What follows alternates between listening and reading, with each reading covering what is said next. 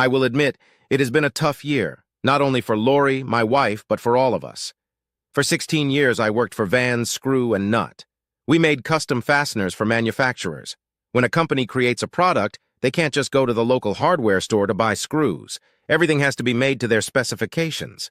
I started in sales and worked my way up to sales manager. It was a great job and paid very well.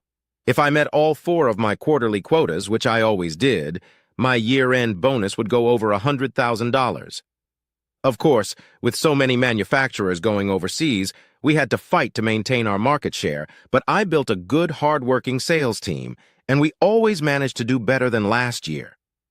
A little over a year ago, all the big shots in the company, including myself, were called into an unscheduled meeting. We were all very shocked to learn that the owner of the company was retiring and was in secret negotiations with a California conglomerate to buy the company. We were sold. A new CEO was introduced, and we were all promised that our jobs would be safe and nothing would change as far as management was concerned.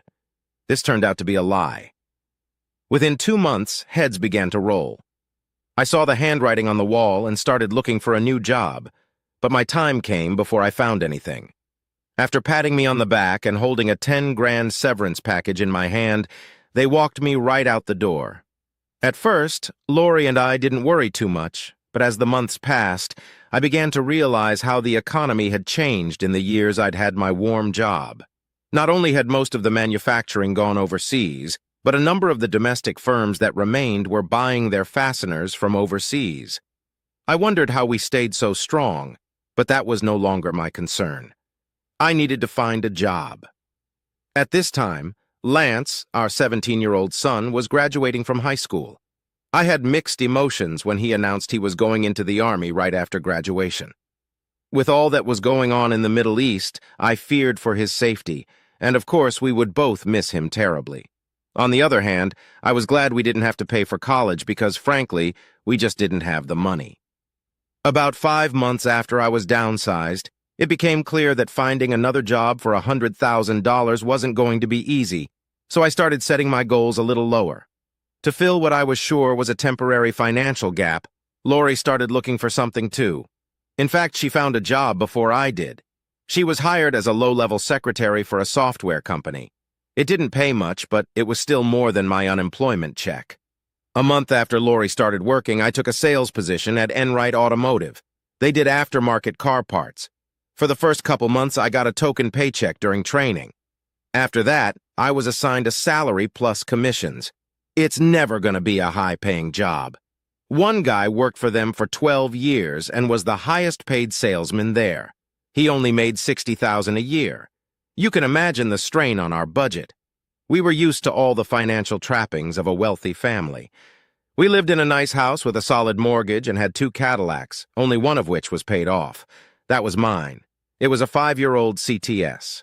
Lori drove the same model, but we had only bought it a few months before I was laid off. We also had several credit cards, most of which were already maxed out. Lori and I missed our evenings out on the town, too. That was another advantage. After all, if you can't enjoy life, what's the point of having money?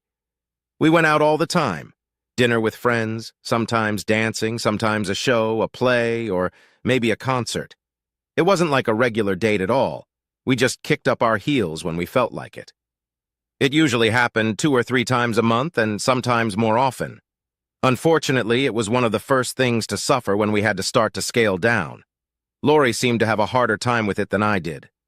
Growing up, her family had more money than I did. I didn't start having fun and enjoying myself until I started college. But my wife was always having fun with her dad and mom. It was almost second nature to her. We hadn't left the house in many months, and Lori started complaining. From her perspective, the bills could wait. It first started about 3 months ago. "Skylar, we have to do something. I'm going crazy sitting at home night and night and doing nothing. I want to go out like I used to. I want to have some fun." Lori always had a bad time. I sat at the kitchen table going over our bills. Slowly, very slowly, we were just starting to climb out of the hole little by little. I looked at my beautiful wife. "Sure, no problem," I replied sarcastically. "Just tell me which of these bills not to pay." She just stared at me. For a moment, I thought she was going to scream, but whatever she was thinking, she kept to herself. As soon as I said what I said, I felt sick to my stomach. It wasn't actually such a terrible request. "I'm sorry, honey," I apologized. "I promise it won't always be like this. I won't stop looking for a better job, but for now, we just need to chill out a little." "Cool off?" she growled. "Skylar, we've been cooling it for almost a year now. I feel like a caged animal. I need to get out and have some fun." "I know, honey, I know," I said, trying to calm me down. "Look, we have a lot of catching up to do. 5 months ago, we missed a house payment and our second car payment. We came this close," I said, holding my thumb and index finger about an inch apart, "to getting your car back. See commission check for this month will be fine except for one car payment. If we can get the grocery bill down, we'll be all set in 2 months. I saw Lori's lips press together. She wasn't a happy camper, and I really couldn't blame her. And then I had what I thought was a great idea. "Tell you what, why don't you and I go to the Lincoln Park Zoo this weekend? It's free, and we haven't been there since Lance was little." "Skylar, I don't want to commune with nature. I want to commune with nightlife," she grinned. "I want to eat and drink and dance until my feet fall off." "Darling, please be patient a little longer. I promise as soon as we get all the bills settled, we'll celebrate by going somewhere nice for dinner." Without another word, she turned and went upstairs. I guess I sighed a little to myself. I did feel bad, but this was Chicago. Between parking and dinner for two, a night at a restaurant cost a couple $100, if not more. I grew up in a family that thought bills came first. There was no way I could justify spending that kind of money when we were still behind and barely paying the minimum payment on our credit cards each month. It took me another 10 minutes to finish. I was going to watch the news, but realized Lori was still upstairs, so I decided to check on E first. When I walked into our bedroom, she was sitting on the edge of the bed, crying. I really felt like a jerk. I sat down next to her, wrapped my arms around her, and held her tightly against me. "I'm sorry, baby. I'm doing the best I can," I said, resting my cheek against the top of her head. "I know," she sniffled. "It's been such a hard year, and now that Lance is gone, we could go away for the weekend. We should be taking a little mini vacation, and instead we're stuck here. It's almost like being in prison." "I thought debtor's prison was abolished," she grinned. Too bad she was looking down when she said that. If she had been paying attention, I'm sure she would have seen the anger on my face. Our house wasn't a prison. Hell, I didn't even want to buy it. I thought it was too big and too expensive, but once she saw it, she just had to have it. Now I'm fighting hard to keep it, and she calls it a fucking prison. I had a choice. I could either open my mouth and tell her what I thought of her analogy, or I could walk away. I chose the latter. Over the next 2 months, the relationship between Lori and I got even worse. Conversations seemed to get shorter and less meaningful. We spent less and less time in the same room with each other. Lovemaking became less and less frequent, and Lori's participation dwindled. Her cries of passion turned into sobs, and the magic was disappearing from the bedroom. She made no secret of her displeasure that I hadn't asked her out, but I couldn't help it. Yes, we both needed a release, I agreed with her, but not until we had at least paid our bills. I promised her a night on the town in the near future, but that didn't seem to appease her. It all came to a head on Friday after work. I came home in an exceptionally good mood. I had just gotten a good contract, and with the commission I would receive at the end of the month, I would finally be able to spend some quality time with my beautiful wife. Unfortunately, I didn't get a chance to tell her about it. When I walked in, she was coming down the stairs, dressed as if for a parade. "Wow," I said as I watched her come down. "What's the occasion?" "I'm seeing some of the girls from work." "Don't worry," she said with sarcasm in her voice. "They pay for everything. From the beginning, something seemed untrue to me." I immediately got a bad feeling. As far as I knew, Lori had never cheated on me. But you don't put on the sexiest dress in your closet to go out with girls. Besides, my wife was a proud woman. I couldn't imagine her going out and letting her friends pay for everything. It would be like charity. Only if she was out with a guy did she let someone pay for the whole night. I felt the hair stand up on the back of my neck. "Yeah, so who are these girls? What are their names?" She didn't even seem bothered by my question. "Just some girls from the office. You don't know any of them." "You didn't answer my question, Lori. I may have been born at night, but I wasn't born last night. You don't dress up to go out with your girlfriends. Who are you going out with? Are you on a date with a man?" "Oh, don't be silly," she said nonchalantly. I told you I date girls. If you don't believe me, there's nothing I can do about it. You're just paranoid because you have a guilty conscience. At that moment, I heard a car horn. I looked outside and saw a cab in our driveway. You're taking a cab? Yes, but I'm going to have fun tonight. God knows we can't afford a DUI, so I thought it would be wise. I suppose the girls pay for it too, I asked angrily. To tell you the truth, yes, they do. She leaned over and gave me a quick peck on the cheek. I have some leftovers in the fridge from last night. You can heat them up in the microwave. I might be late, so don't worry about waiting. And with those parting words, she walked out the door. I looked to see if anyone else was in the car, but from what I could see as she slid into the back seat, she was alone. I went into denial for a while. Sure, I knew Lori was angry, but I just couldn't believe that my wife was actually seeing another man. Heck, we had a son together, a life together. She wouldn't cheat on me, I told myself. There was just no way. I took the leftovers out of the fridge and stuck them in the microwave. But as my food was warming up, so was I. I wanted so badly to believe she was just having a good time with her friends from work. But come on. I went to the computer and found the number for the cab service. When the dispatcher answered the phone, I told him I needed the address of the cab that had just left my house, and then gave him my address. I wasn't sure what privacy issues they would have, but the guy on the other end of the line had no problem giving me the information. Plato's house, 3560 Elmhurst Road. I knew the place. In fact, Lori and I had gone there a couple times. It was a romantic restaurant with an attached bar that had a lot of dimly lit corners. Not the kind of place a woman goes to have fun with her friends. More like where a guy takes a woman to seduce her. By the time the bell rang to signify that my dinner was ready, a knot the size of a softball had formed in my stomach. I thought husbands and wives were supposed to stick together when things got bad, not betray each other. Heck, I thought, maybe I'll go to Plato's for dinner myself. The place had two entrances, one for the living room and one for the restaurant. If I entered through the living room, I wouldn't have to deal with the hostess. I wasn't interested in drinks, so I walked past the bar straight into the restaurant. A quick survey of the place showed my wife sitting at a table with another man. She was sitting with her back to me, but there was no doubt that it was her. They were both talking over a plate of appetizers, and a bottle of wine was already next to the table. I could feel my blood boiling. I stared at the bastard who was trying to sleep with my wife and started approaching in an aggressive stride. I was still a few feet away from him when Mr. Slick must have sensed something. He stopped half-heartedly and looked up. Our eyes met, and he suddenly became nervous. I was only a couple feet away when Lori looked over her shoulder to see what her lover was looking at. "Skylar!" she shouted. "What are you doing here?" "I came to meet your girlfriends," I said venomously. "Who is this asshole?" "Hi," he said, starting to get up. "Come on, give me a reason," I threatened. "You know damn well she's married. I guess that doesn't mean anything to you, does it? Tell me, do you leave a trail of slime behind you when you crawl?" He looked like he didn't know what to do. He was still half standing, half sitting when my wife intervened. "Skylar, please don't make a scene. It's Jerry. I work with him. Since you were too stingy to ask me out, he volunteered. He was just trying to be nice."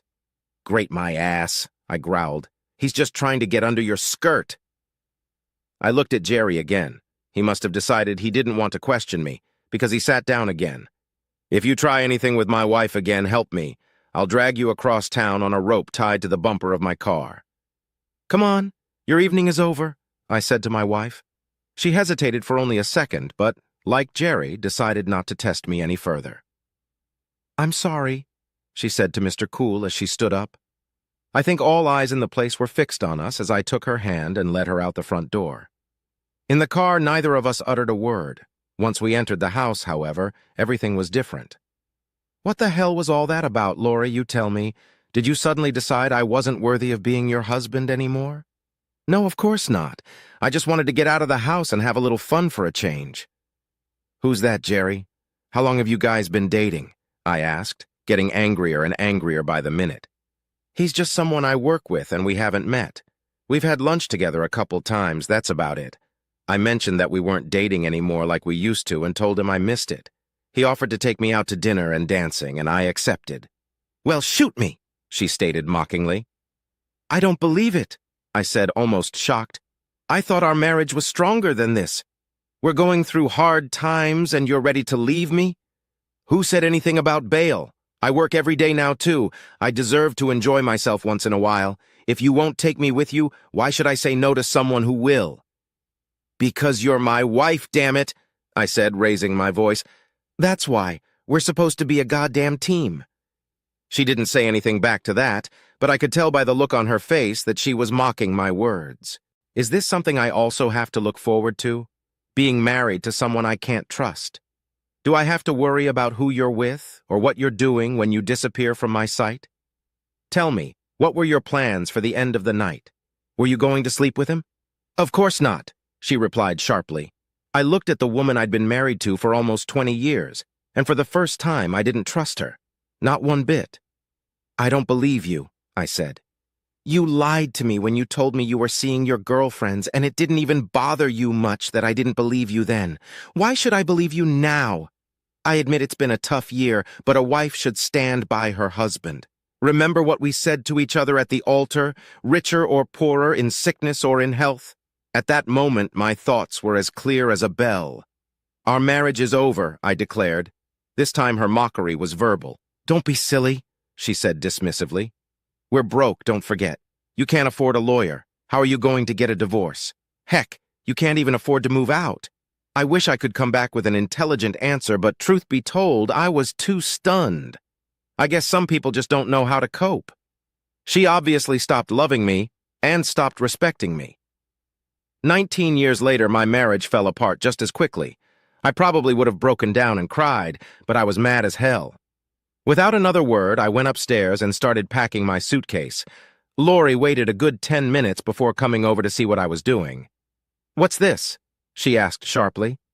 Oh, I realize you can't take me out to dinner, but you can afford to stay the night in a motel. Great! She shouted, turned around and walked out. Enright Automotive contracted to have most of their inventory made overseas, but we made some of the goods ourselves. We had a small factory adjacent to the offices.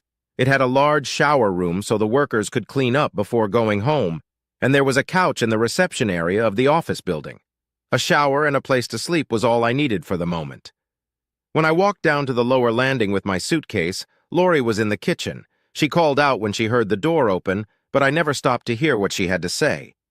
I threw my clothes into my car and drove off. I hadn't gone a mile down the street when my cell phone rang. Sitting in the car with my seatbelt on, I couldn't reach it even if I wanted to, so I switched it to voicemail. It only took me a few seconds to get interested in what she had to say. Once I got to the office, I pulled my phone out of my pocket. I pondered all the way there. I thought I'd hear a crying Lori apologizing and begging me to come back, but instead, Skylar, you're acting like a child. I told you I wasn't going to sleep with Jerry, and I meant it. Now get your ass home. Not exactly what I expected. I'd left everything in the car except for a few necessities. No point in letting everyone at work know what was going on. It was still early, so I went to the break room and watched a little TV to try and take my mind off my problems, but it didn't work. I couldn't help but wonder what would have happened if I hadn't gone to the restaurant. Would she really have gone home after doing a little dancing? I guess I'll never know for sure, but I had my doubts. Even if she did, that slug, Jerry, didn't look like someone who would give up so easily. I'm sure that somewhere in the future he would have betted her. Eventually, I gave up trying to watch anything and set my alarm early enough to shower and get dressed in the morning before the factory guys started arriving at 7. Trying to get some sleep, I pondered what I was going to do. Lori was right. I didn't have money for a lawyer or even an apartment. I'd have to figure something out. Lori showed contempt for our marriage and for me personally. There's no way I'm crawling home with my tail between my legs. I was actually a little surprised when the alarm clock woke me up the next morning. I couldn't believe I had slept so well on that couch. The damn thing was a torture device. I showered and got dressed before heading over to Denny's for a leisurely breakfast. I'd kill some time there until it was time to go to work. I was sipping my 4th cup of coffee when the solution to my problem hit me like a flash. Of course, it was so simple. Why I hadn't thought of it before was beyond me. Back in the Enright's parking lot, I pulled out my cell phone and took a picture. The first thing I did when I sat down at my desk was run an ad. 2 days later, I took the day off. I had a few errands to run. Knowing Lori would be at work, I drove up to the house and found the papers I was looking for in our personal file cabinet. On my way out, I grabbed a spare set of keys. Later that afternoon, I checked into the motel and called Lori. As soon as she heard my voice, she started up again. "It's about time. Are you done with your little tantrum yet? I can't believe you couldn't find the money to take me out to dinner, but you can stay at the motel for 2 days. Actually," I interrupted her, "I'm staying at the office." "The office? Yeah, they have a shower, a nice comfy couch, and a room with a TV. All the comforts of home," I said, lying through my teeth. She replied in the same way. "Well, this is ridiculous. Stop being stubborn and come home." "I'm not coming home, Lori. I told you our marriage is over. I just called to let you know you need a ride home." "What? Why? What happened to the car?" "Nothing," I replied. "Your car drives 1,000 times better than mine." A short silence followed, as she undoubtedly tried to understand what I was saying. "Skylar, what are you talking about? I sold my car and got $18,000 for it. That's more than enough to hire a lawyer for the divorce and the down payment on the condo. Of course, since I'm in sales, I still need a car, so I took yours. I stopped by our house this morning and got the licenses for both cars and the spare keys to yours." "Skylar," she shouted, "you can't do that. What am I supposed to drive?" "Actually, since both cars are in my name, I can do it. I haven't taken anything off the books. All the bills are paid for the month, so there's not much left. But if you budget, you should have enough money for food and cab fare. If you run out of money, I'm sure Jerry would be more than happy to take you out to dinner, provided, of course, that you give him what he wants." Suddenly, she spoke with a very depressed look. "Skylar, please don't do this. I never thought you'd really go this far. I'm sorry. I shouldn't have gone out with Jerry, but I was angry. Honestly, nothing's gonna happen." "Lori, you lied to me, went on a date with another man behind my back, and then treated me with contempt and showed absolutely no remorse when I caught you. Face it, Lori. You don't love or respect me. You made that clear as day with the way you talked to me last night." "Skylar, I'm sorry." "I'm sorry too, Lori. We had a good run when life was easy, but when things got hard, we let each other down." He was surprised to hear sobbing on the other end of the wire, but it didn't matter anymore. He continued, "The house is in our names. It's our only worthy asset, so it needs to be sold as soon as possible." He heard her aghast. "Sell the house? Skylar, do we have to do that?" "Lori, we're up to date on the mortgage now, but I'm no longer paying for the house, and you won't be able to pay the installments every month. Yes, it has to be sold immediately. I figure we could each walk away with 50 or 60,000. You can buy yourself a decent used car and get an apartment." "Skylar, I don't want a divorce. Please, can't we talk about this?" "I'm sorry, Lori, it's not about what you want anymore. So, do you want to call the realtor or should I?" Epilogue. Lori was standing on the sidewalk in front of her apartment looking up at the gray sky when she heard a flock of geese screeching off to the north. A welcome reminder that spring was just around the corner. She trudged through the melting slush to her 10-year-old Honda and headed toward Starbucks to meet up with an old friend. She was looking forward to meeting Julia. It was a typical Chicago winter with cold temperatures, lots of snow, and slippery roads. So Lori spent most of her time cooped up in her apartment when she wasn't at work. Julie had already taken a small table in the corner and was sipping a latte when Lori walked in. They greeted each other with a girlish kiss on the cheek before Lori got in line for her Colombian brew. Standing in line, Lori thought what a treat it would be to get out and visit her friend. When she returned to the table with coffee in hand, she was greeted with a warm smile and a friendly voice. "Lori, it's so good to see you. It's been a long time." "Yes, too long," she replied with a tinge of sadness in her voice. "I don't get out much anymore." "How come? When we were younger, you were a party girl." "Yes. Well, life was a lot simpler in those days. I don't have money to go to parties anymore." "What about the dates? You remember them? You go out with some handsome man and he pays," Julie joked. Lori gave a slight chuckle. "That's kind of a 22 trick. You can't date men if you don't go out, and you can't afford to date if you're not with a man." "What about guys at work?" Julie asked. "None but wimps and married men," objected Lori. "Let's drop the subject, it's depressing. How are the kids?" "Oh, they're doing great."